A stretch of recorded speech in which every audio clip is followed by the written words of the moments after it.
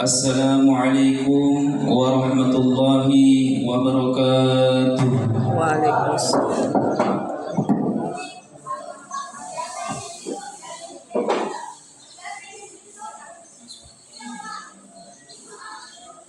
Allahu Akbar, Allahu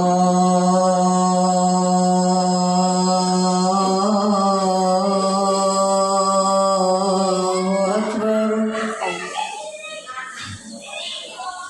Allahu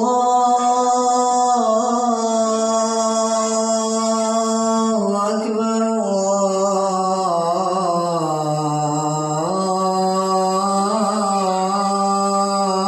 Allahu Akbar. Alhamdulillah Rabbil Alamin. Wa innal hamdalillah nahmaduhu wa nasta'inuhu wa nastaghfiruh wa nu'minu bihi wa natawakkalu 'alaihi wa na'udzu billahi min shururi anfusina wa min sayyiati a'malina.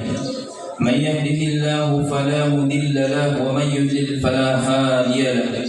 أشهد أن لا إله إلا الله وحده لا شريك له وأشهد أن محمدا عبده ورسوله لا نبي بعده. اللهم صل على سيدنا محمد وعلى آله وأصحابه أجمعين. أما بعد فيا عباد الله أوصيكم بنفسي بتقوى الله فقد فاز المتقون. وقال الله تعالى في كتابه الكريم أو قرآن العظيم: يا أيها الذين آمنوا اتقوا الله حق تقاته ولا تموتن إلا وأنتم مسلمون. وقال نبينا محمد صلى الله عليه وسلم: كل أمتي يدخلون الجنة إلا من أبى. قيل من يأبى يا رسول الله؟ قال من أطاعني دخل الجنة ومن عصاني فقد أبى. صدق الله العظيم وصدق رسوله الكريم أو كما قال نبينا محمد صلى الله عليه وسلم. Hadirin jemaah Jumat yang dimuliakan oleh Allah Subhanahu wa taala. Alhamdulillah, pertama-tama kita bersyukur kepada Allah Subhanahu wa taala. Allah Subhanahu wa taala berikan kepada kita nikmat yang istimewa, nikmat yang mahal, nikmat yang sangat besar. Yang mana nikmat ini Allah tidak berikan kepada seluruh yang namanya manusia. Allah tidak berikan nikmat besar ini, nikmat mahal ini kepada seluruh yang namanya hamba. Melainkan nikmat istimewa ini, nikmat besar ini, nikmat yang mahal ini Allah berikan kepada orang-orang yang Allah Subhanahu wa taala cintai. Hadirin jemaah Jumat yang dimuliakan oleh Allah Subhanahu wa taala. Dulu di zaman Nabi Nuh alaihi salatu wassalam, Nabi Nuh dakwakan agama, sampaikan agama, mengajak kaumnya kepada agama supaya tunduk dengan agama dengan waktu dengan jangka 950 tahun. Nabi Nuh dakwakan agama, sampaikan agama kepada kaumnya, mengajak kaumnya untuk taat kepada Allah dengan jangka 950 tahun. Tetapi berapa orang kaumnya yang ikut kepada Nabi Nuh? Selama Nabi Nuh dakwakan agama 950 tahun, berapa orang yang ikut kepada Nabi Nuh? Disebutkan di dalam kitab itu cuma 83 orang saja. 83 orang saja yang mau ikut dengan Nabi Nuh.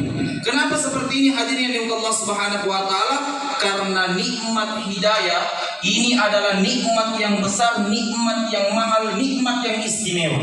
Sehingga tidak sembarang orang diberikan ini nikmat hidayah. Sehingga yang ikut dengan Nabi Nuh cuma 83 orang saja. Bahkan lebih dahsyatnya lagi, anak dan istrinya Nabi Nuh justru malah tidak mau ikut dengan Nabi Nuh, menentang oleh Nabi Nuh, tidak mau ikut. Kenapa hadirin Allah Subhanahu wa taala? Karena nikmat hidayah ini adalah nikmat yang sangat besar, nikmat yang mahal. Nabi Ibrahim alaihi salatu wassalam begitu juga. Nabi Ibrahim alaihi salatu wassalam dijuluki Khalilullah. Khalilullah ini kekasihnya Allah. Kalau kita sering baca sejarah atau kisah-kisah Nabi, maka kisahnya Nabi Ibrahim salah satu kisah di antara para nabi. Nabi Ibrahim adalah nabi yang mendapatkan ujian sangat besar. Sering kita dengar kalau Idul Adha itu Nabi Ibrahim mendapatkan ujian, disuruh sembelih anaknya. Nabi Ibrahim ketika Nabi Ismail masih bayi, maka disuruh tinggalkan Nabi Ismail untuk dakwakan agama, untuk sampaikan agama kepada kaumnya. Padahal anaknya baru lahir, Nabi Ismail. Itulah ujian yang didapatkan oleh Nabi Ibrahim sehingga dijuluki Khalilullah, kekasihnya Allah.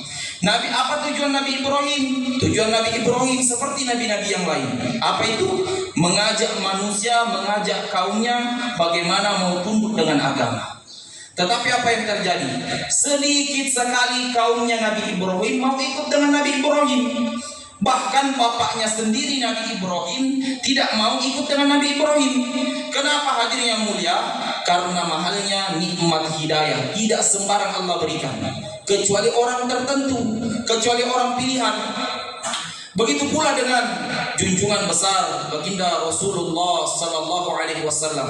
Kita jangankan mengatakan Nabi Muhammad ini nabi yang paling mulia di antara manusia. Jangankan di antara manusia, di antara para anbiya, para nabi, Rasulullah adalah orang yang paling mulia di antara para nabi, apalagi di antara manusia saja, sehingga dijuluki Imamun Nabiin, pemimpin di antara seluruh para nabi. Saking mulianya, saking hebatnya baginda Muhammad sallallahu alaihi wasallam. Apa tujuan beliau? Beliau juga mengajak umatnya, mengajak kaumnya bagaimana mau tunduk dengan agama, bagaimana mau taat dengan Allah Subhanahu wa taala. Tetapi apa yang terjadi? Banyak sekali yang menantang. Sedikit sekali yang ikut kepada Nabi. Bahkan paman, kakeknya, Abu Lahab, Abu Thalib, banyak sekali yang justru malah tidak mau ikut dengan Muhammad sallallahu alaihi wasallam.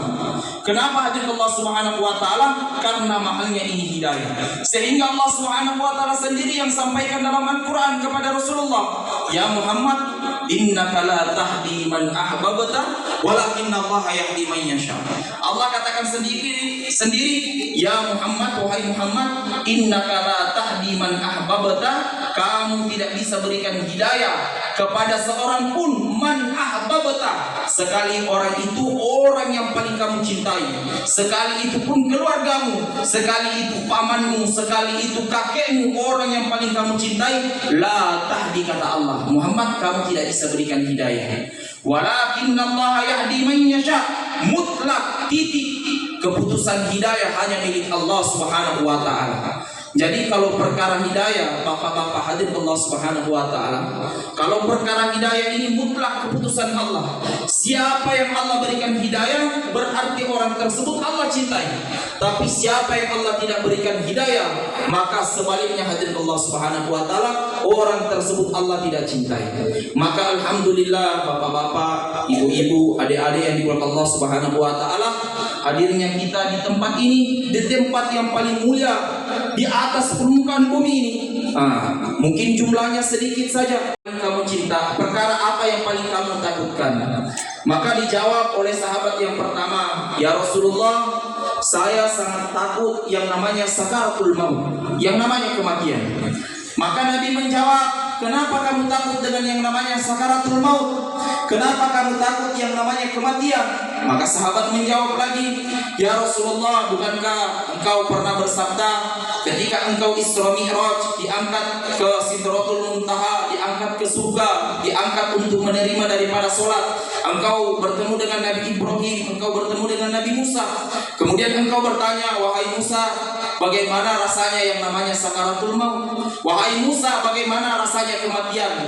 Maka Nabi Musa menjawab, "Ya Muhammad, ketika nyawa saya dicabut, maka saya merasa seperti kambing yang dikuliti hidup-hidup." Masya Allah, bagaimana rasanya ini kematian? Ini Nabi, Pak, ini Nabi merasakan sakaratul maut seperti kambing yang dikuliti hidup-hidup. Bagaimana dengan kita ketika sakaratul maut? Manusia biasa, manusia yang dipenuhi dengan dosa. Sedangkan Nabi Musa merasakan kematian seperti merasakan kambing yang dikuliti hidup-hidup. Maka kata sahabat lagi, "Ya Rasulullah, bukankah engkau pernah berkata ketika engkau bertemu Nabi Ibrahim, engkau bertanya, wahai Ibrahim, bagaimana rasa kematian?" Maka Nabi Ibrahim menjawab, "Ya Muhammad, ketika nyawa saya dicabut, saya merasakan seperti 1000 pedang menusuk badan saya secara bersamaan." Maka itulah ya Rasulullah, kenapa saya sangat takut yang namanya sakaratul maut, yang namanya kematian. Maka kata Nabi, wahai sahabatku ya, itu hal yang pantas untuk ditakuti, tapi hal yang biasa saja untuk ditakuti. Maka ini perkara yang luar biasa ditakuti oleh sahabat, tapi jawaban Nabi, ini hal yang biasa saja untuk ditakuti. Maka Nabi bertanya kepada sahabat yang kedua lagi, wahai sahabatku, perkara apa yang kamu takuti? Maka sahabat yang kedua menjawab, ya Rasulullah, saya sangat takut yang namanya kubur, alam barzah ya Rasulullah. Maka kata Nabi, kenapa kamu takut dengan kubur? Maka sahabat menjawab yang kedua tadi, ya Rasulullah, bukankah engkau pernah bersabda, kubur bisa menjadi jurang daripada jurang-jurang neraka, kubur juga bisa menjadi taman daripada taman-taman surga. Kemudian kubur ini menentukan kebahagiaan di tempat selanjutnya, kubur juga bisa menentukan kesengsaraan di tempat selanjutnya. Karena ketika orang bahagia di dalam kubur, maka insya Allah di tempat setelahnya pun dia akan bahagia. Setelah kubur ada namanya yaumul hisab, ada padang mahsyar, ada jembatan sirat, ada surganya Allah Ta'ala, ada nerakanya Allah Ta'ala. Maka orang yang selamat di kubur, maka di tempat selanjutnya dia akan selamat. Tetapi orang yang sengsara di dalam kubur, maka dia akan sengsara di tempat selanjutnya sampai nerakanya Allah Ta'ala. Maka kata sahabat yang kedua, itulah ya Rasulullah, kenapa saya sangat takut dengan yang namanya kubur.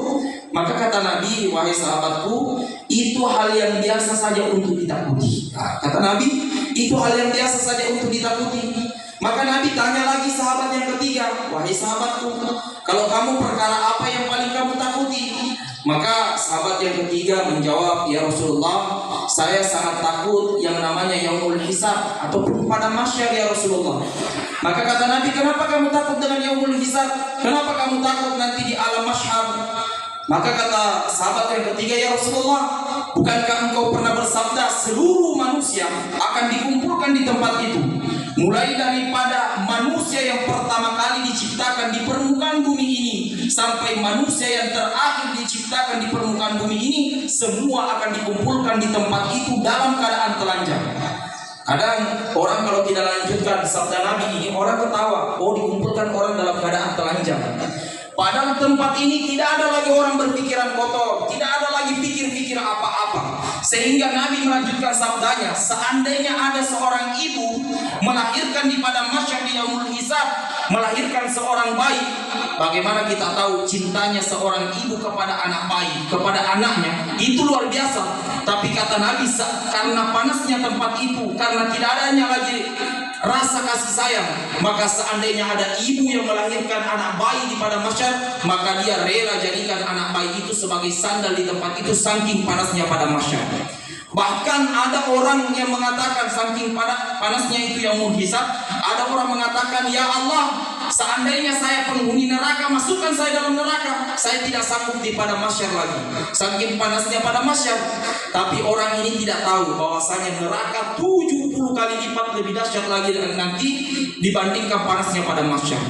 Maka kata sahabat yang ketiga, itulah ya Rasulullah, kenapa saya sangat takut yang namanya padang mahsyar. Maka kata Nabi, wahai sahabatku, itu hal yang biasa saja untuk ditakuti. Masya Allah, ini sudah luar biasa ketakutannya para sahabat, tapi jawaban Nabi itu hal yang biasa ditakuti. Maka sahabat yang terakhir, yang keempat, ditanya oleh Nabi, wahai sahabatku, perkara Rasulullah, saya sangat takut yang namanya jembatan sirat. Jembatan sirat ini panjangnya 500 tahun lurus itu 500 tahun, tanjakan naikkan itu 500 tahun, menurun 500 tahun, maka jumlah perjalanannya 1500 tahun. Sering mungkin kita dengarkan. Dan tipisnya daripada jembatan sirat ini seperti rambut di belah 7. Sering didengarkan ini. Kemudian tajamnya kata Nabi seperti samurai ataupun seperti silet. Kalau akal Pak, kalau akal yang mau tangkap ini cerita, logikanya tidak bisa lewat orang. Perjalanan 1500 tahun, tajamnya seperti samurai atau silet, kemudian tipisnya seperti rambut di belah 7. Kalau akal yang mau pakai, logika mau pakai, ini tidak bisa lolos. Orang pasti jatuh. Dan orang kalau jatuh di jembatan sirat langsung sampai nerakanya Allah Subhanahu wa Ta'ala. Maka ya Rasulullah, itulah kenapa saya sangat takut dengan yang namanya jembatan sirat. Maka kata Nabi, wahai sahabatku, itu hal yang biasa untuk ditakuti. Maka semua sahabat heran, Semua sahabat heran, sudah disebutkan sakaratul maut, sudah disebutkan pada mahsyar, sudah disebutkan alam kubur, sudah disebutkan alam mahsyar, yaumul hisab, jembatan sirat. Tetapi jawaban Nabi itu cuma hal yang biasa. Mungkin ada perkara yang lebih besar daripada perkara ini, yang mana Rasulullah sendiri pun takut. Maka serentak sahabat bertanya secara bersamaan, "Ya Rasulullah, adakah perkara yang lebih engkau takuti dibandingkan 4 perkara ini?" Maka kata Nabi, "Wahai sahabatku, iya." Masya Allah, Nabi sendiri pun takut akan hal itu. Kata Nabi, "Ya, ada satu hal yang sangat aku takutkan, yang mana ketika satu hal ini kita berhasil, kita lolos di satu perkara ini, maka nanti di sakaratul maut kita akan lolos. Ketika satu hal perkara ini kita lolos, maka di alam kubur kita akan lolos. Ketika hal yang aku takuti ini, kata Nabi, kita lolos, maka di yaumul hisab, di padang mahsyar, di jembatan sirat, sampai surganya Allah Ta'ala kita akan lolos. Tetapi ketika perkara ini kita gagal, maka sakaratul maut gagal, kubur gagal, alam mahsyar gagal, yaumul hisab, jembatan sirat gagal, sampai nerakanya Allah Ta'ala, dia akan sengsara selama-lamanya. Sahabat bertanya, perkara apakah itu ya Rasulullah? Maka kata Nabi, yakni alam dunia ini. Alam dunia ini, wa mal hayatud dunya illa mata'ul ghurur. Tidaklah Allah ciptakan kehidupan dunia ini melainkan mata'ul ghurur, nikmat yang menipu. Nikmat yang menipu. Tetapi perlu kita ketahui, sedikit saja orang tertipu dengan dunia ini, maka dia akan sengsara selama-lamanya. Mulai dari sakaratul maut, kubur, padang mahsyar, jembatan sirat, sampai nerakanya Allah Ta'ala selama-lamanya. Tetapi ketika dunia ini menipu, kata Allah, wa mata'ul ghurur, yakni nikmat yang hasil daripada fitnah-fitnahnya, dari ujian-ujian dunia ini, kita berhasil tundukkan hawa nafsu. Namanya hawa nafsu ini dunia dalam amal-amal agamanya.